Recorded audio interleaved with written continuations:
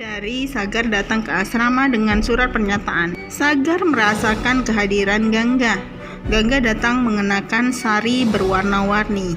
Sagar menatapnya dengan terpesona. Bibi sudah mengingatkan Sagar. Gangga tersenyum manis. Sagar berkata ia akan membawa Gangga ke Delhi bersamanya.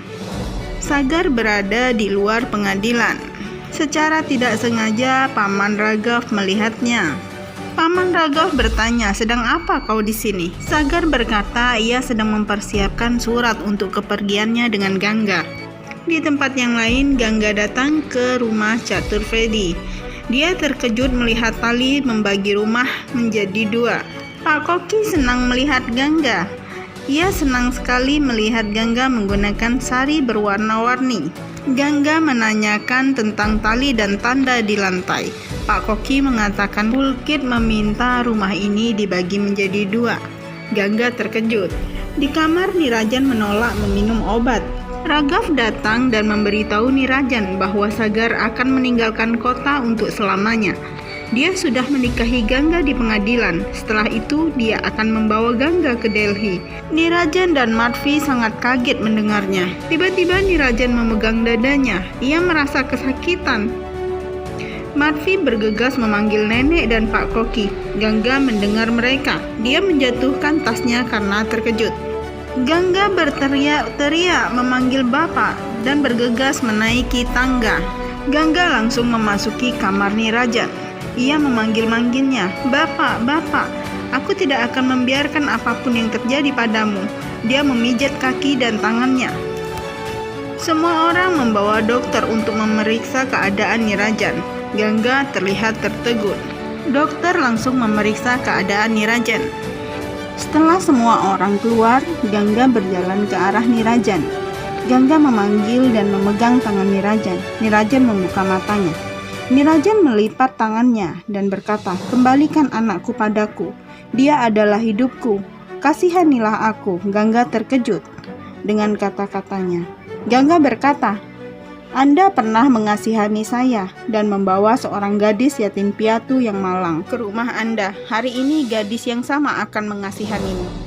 Ternyata percakapan mereka berdua didengar oleh Sagar. Sagar langsung duduk dan meminta maaf kepada Nirajan.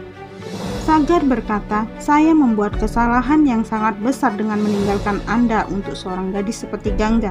Saya menyesal." Gangga menatap dengan syok. Gangga berjalan keluar dari ruangan. Kata-kata Sagar bergema di telinga Gangga.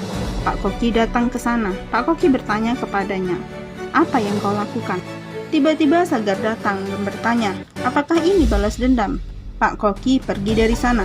Sagar berkata, "Apakah Anda ingin membalas dendam pada ibu, nenek, dan semua orang yang ada di sini?" Nenek berdoa bersama Pak Koki dan tak menghiraukan Gangga. Pak Koki memanggil semua orang. Gangga berkata, "Kemana saja kau, Sagar?" Tiba-tiba Sagar memanggil Janvi. "Janvi, kemarilah." Kemudian Janvi memasuki rumah saat itu juga. Madhvi langsung memeluk Janvi.